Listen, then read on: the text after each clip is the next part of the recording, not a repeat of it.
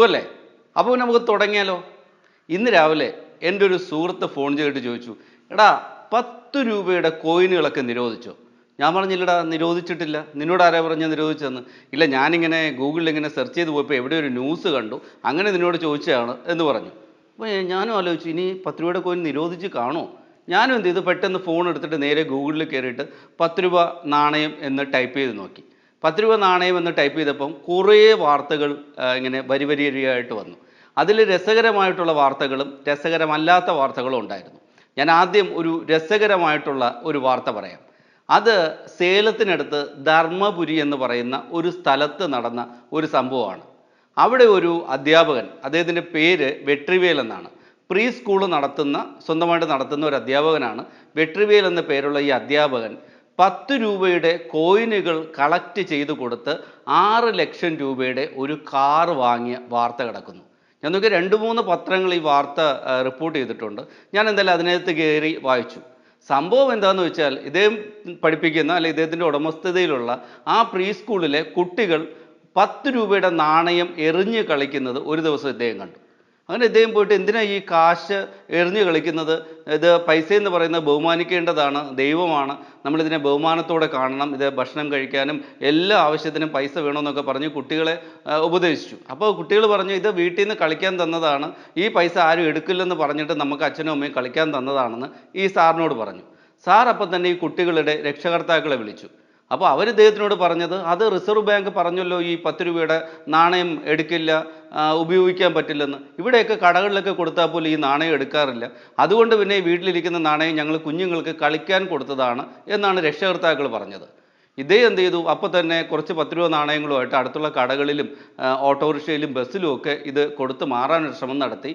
ആ സേലത്ത് ഈ ധർമ്മപുരി എന്ന് പറയുന്ന ഭാഗത്ത് ഒരിടത്തും ഈ 10 രൂപ നാണയങ്ങൾ എടുത്തില്ല അത്രേ.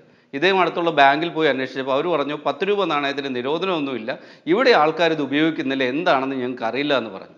അപ്പോൾ ഇതിനൊരു പരിഹാരം കാണുന്നതിന് വേണ്ടി ഈ വെട്രിവേൽ എന്ന് പറയുന്ന അധ്യാപകൻ ചെയ്തത്, ഇദ്ദേഹം എല്ലാവരുടെ കയ്യിൽ നിന്നും 10 രൂപ നാണയം വേറെ 10 രൂപ നോട്ട് കൊടുത്ത് വാങ്ങാൻ തുടങ്ങി. രക്ഷകർത്താക്കളുടെയൊക്കെ അടുത്ത് പോയി, ബാങ്കുകളിൽ പോയി, ബസ് ഓണേഴ്സിൻ്റെ അവിടെ പോയി, ഓട്ടോറിക്ഷക്കാരുടെ അവിടെ പോയി, എവിടെയൊക്കെ അദ്ദേഹത്തിന് ആക്സസ് ഉണ്ടോ അവിടെയെല്ലാം പോയിട്ട് 10 രൂപ നാണയങ്ങൾ അവരുടെ കയ്യിൽ നിന്ന് വാങ്ങി. ആവശ്യമുള്ളവർക്കൊക്കെ കാശ് കൊടുത്ത് വാങ്ങി. കുറേ ആൾക്കാരൊക്കെ ഇത് ഉപയോഗമില്ലാത്തതല്ല, സാറ് വെച്ചോ എന്ന് പറഞ്ഞ് സൗജന്യമായിട്ട് ഇദ്ദേഹത്തിന് കൊടുത്തു. അങ്ങനെ ഇദ്ദേഹം ഒരു 2 ചാക്ക് നിറയെ ഈ നാണയങ്ങൾ കളക്ട് ചെയ്തു. എന്നിട്ട് അദ്ദേഹത്തിൻ്റെ സ്കൂളിലെ വിദ്യാർത്ഥികളെയും ഈ പ്രീ സ്കൂളിലെ കുട്ടികളെയും അവരുടെ രക്ഷകർത്താക്കളെയും ആ ധർമ്മപുരിയിലെ പഞ്ചായത്തിലെ അധികൃതരെയൊക്കെ ക്ഷണിച്ചു വരുത്തി സേലത്തുള്ള കാറിൻ്റെ ഷോറൂമിലേക്ക് പോയി. ഇവരുൾപ്പെടെയാണ് പോയത്. എന്നിട്ട് ഇദ്ദേഹത്തിൻ്റെ ബന്ധുക്കളൊക്കെ ഉണ്ടായിരുന്നു. ഈ 2 ചാക്ക് 10 രൂപ നാണയം അദ്ദേഹം അവിടെ ഈ കാർ കമ്പനിയിൽ കൊടുത്തു. ഇതാണ് എൻ്റെ കാറിൻ്റെ വില, ഇത് സ്വീകരിക്കണമെന്ന് പറഞ്ഞു. അവർ ഈ രക്ഷകർത്താക്കളുടെയും പഞ്ചായത്ത് അധികാരികളുടെ മുന്നിൽ വെച്ചിട്ട് ഇദ്ദേഹത്തിൻ്റെ കുടുംബക്കാരുടെയും അവിടുത്തെ കാർ കമ്പനിയിലെ ജീവനക്കാരുടെയും സഹായത്തോടെ മുഴുവൻ കാശും എണ്ണി തിട്ടപ്പെടുത്തി 6 ലക്ഷം ഉണ്ടെന്ന് ഉറപ്പുവരുത്തി ഇദ്ദേഹത്തിന് കാറ് കൊടുത്തു. അവിടെ വെച്ച് അദ്ദേഹം ഈ നാട്ടുകാരോടും ഈ കുട്ടികളുടെ രക്ഷകർത്താക്കളോടും പഞ്ചായത്തുകാരോടൊക്കെ പറഞ്ഞു, ഈ നാണയം എടുക്കും, ഈ നാണയത്തിന് നിരോധനമൊന്നുമില്ല, നിങ്ങളെ ഇത് മനസ്സിലാക്കിക്കാൻ വേണ്ടിയാണ് ഞാൻ ഇത്രയും ബുദ്ധിമുട്ടി ഇങ്ങനെ ഒരു കാര്യം ചെയ്തത്. അതുകൊണ്ട് ദയവ് ചെയ്ത് ഈ നാണയം നിരോധനമുണ്ട് എന്നുള്ള പേരിൽ കുട്ടികൾക്ക് കളിക്കാനോ ഇത് ഉപയോഗിക്കാതെ വലിച്ചെറിയാനോ ഒന്നും നിൽക്കരുത്, ഈ കാശ് നിങ്ങൾ ഉപയോഗപ്പെടുത്തണമെന്ന് പറഞ്ഞ് കാറുമായി ഇദ്ദേഹം തിരിച്ചു വന്നതാണ് ആ പത്രവാർത്ത. വായിച്ചപ്പം കൊള്ളാം, എത്ര രസകരമായിട്ടാണ് കാര്യങ്ങൾ ആ അധ്യാപകൻ കൈകാര്യം ചെയ്തത്. അതിലുപരി 10 രൂപയ്ക്കൊക്കെ ഇത്രയും വിലയില്ലാതായോ? 10 രൂപയൊക്കെ എടുക്കുന്നില്ല എന്ന് പറഞ്ഞ് കുട്ടികൾക്ക് ഒരു അന്വേഷണം പോലും നടത്താതെ കളിക്കാൻ കൊടുക്കുന്ന അവസ്ഥയിലേക്ക് നമ്മുടെ നാട് മാറിയോ? നമ്മുടെ നാടല്ല, തമിഴ്നാട്ടിലെ സേലത്തിനടുത്ത ധർമ്മപുരിയിലാണ് നടന്നത്. ഇതിനടുത്ത് തന്നെ വേറെയും 10 രൂപയെ സംബന്ധിച്ച് 2 വാർത്തകൾ കൂടെ കണ്ടു. അതിലൊന്ന് അഹമ്മദാബാദിലാണ്, ഗുജറാത്തിൽ. 10 രൂപ കള്ളു കുടിക്കാൻ ചോദിച്ചില്ല എന്ന് പറഞ്ഞതിൻ്റെ പേരിൽ 2 പേര് ചേർന്ന് ഒരാളെ കുത്തിപ്പരിക്കേൽപ്പിച്ചു അത്രേ. ഇതിനേക്കാളും അപകടകരമായ ഒരു വാർത്ത കേട്ടത് ഡൽഹിയിൽ നിന്നാണ്. ഡൽഹിയിൽ 4 സുഹൃത്തുക്കൾ ചേർന്ന് സിഗരറ്റ് വാങ്ങാൻ 10 രൂപ കൊടുക്കാത്ത മറ്റൊരു സുഹൃത്തിനെ കുത്തിക്കൊന്ന് അദ്ദേഹത്തിൻ്റെ മൃതദേഹം ഒളിപ്പിച്ചു വെച്ചു. അവസാനം ആളിനെ കാണാനില്ലാതെ പരാതി വന്ന് പോലീസ് CCTV ദൃശ്യങ്ങൾ പരിശോധിച്ചപ്പോഴാണ് ഈ 4 പേർ ചേർന്ന് ഈ സുഹൃത്തിനെ കുത്തിക്കൊന്ന് ഒളിപ്പിച്ച കാര്യം മനസ്സിലാക്കിയത്. ഇവരെ പിടികൂടി ഇവരെ ചോദ്യം ചെയ്തപ്പോഴാണ് ഇവരത് പോലീസുകാരോട് പറഞ്ഞത് 10 രൂപ സിഗരറ്റ് വാങ്ങാൻ കൊടുക്കാഞ്ഞതിൻ്റെ പേരിൽ കുത്തിക്കൊന്നതാണ്. നോക്കണേ, നമ്മുടെ രാജ്യത്തെ പല സംസ്ഥാനങ്ങളുടെ അവസ്ഥ.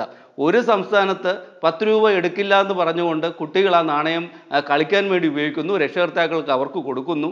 ഇന്ത്യയിലെ മറ്റ് പല സ്ഥലങ്ങളിലും 10 രൂപയ്ക്ക് വേണ്ടി ആൾക്കാരെ കുത്തിവീഴ്ത്തുന്നു, കുത്തിക്കൊന്ന് ശവശരീരം ഒളിപ്പിച്ചു വെക്കുന്നു. 10 രൂപ ഉണ്ടാക്കുന്ന ഓരോ പൊല്ലാപ്പുകളെ. 10 രൂപയുടെ വാർത്തകളൊക്കെ വായിച്ചു കഴിഞ്ഞപ്പോൾ എനിക്ക് 10 രൂപയുടെ മറ്റൊരു കഥ ഓർമ്മ വന്നു.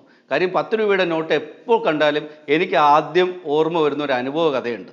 ഞാൻ തിരുവനന്തപുരത്ത് ജോലി ചെയ്തിരുന്ന സമയത്ത് ഉപ്പളം റോഡിലാണ് ഓഫീസ്. ആയുർവേദ കോളേജിൻ്റെ അവിടെ ബസ്സിലിറങ്ങി ധന്യാരമ്യ തിയേറ്ററിൻ്റെ ഫ്രണ്ടിലൂടെയുള്ള റോഡിൽ നടന്ന് ഉപ്പളം റോഡിൽ പോയി വഞ്ചൂർ എത്തുന്നതിന് മുമ്പായിട്ടാണ് എൻ്റെ ഓഫീസ്, ഞാൻ ജോലി ചെയ്തിരുന്ന സ്ഥലം. അപ്പോൾ എല്ലാ ദിവസവും രാവിലെ ബസ്സിൽ ജോലിക്ക് പോവുകയും വൈകുന്നേരം ബസ്സിൽ ജോലി കഴിഞ്ഞ് തിരിച്ചു വരികയാണ് ചെയ്യുന്നത്. ചില ദിവസം സന്ധ്യ സമയത്തൊക്കെ ആയിരിക്കും ഓഫീസിൽ നിന്ന് ഇറങ്ങുക. ഒരു ദിവസം ഇതുപോലെ സന്ധ്യ സമയത്ത് ഞാൻ ഓഫീസിൽ നിന്ന് ഇറങ്ങി നടന്ന് ആ ധന്യരമ്യ തിയേറ്ററിൻ്റെ അങ്ങോട്ടത്തെ റോഡ് ഇങ്ങനെ നടന്ന് കയറുകയായിരുന്നു.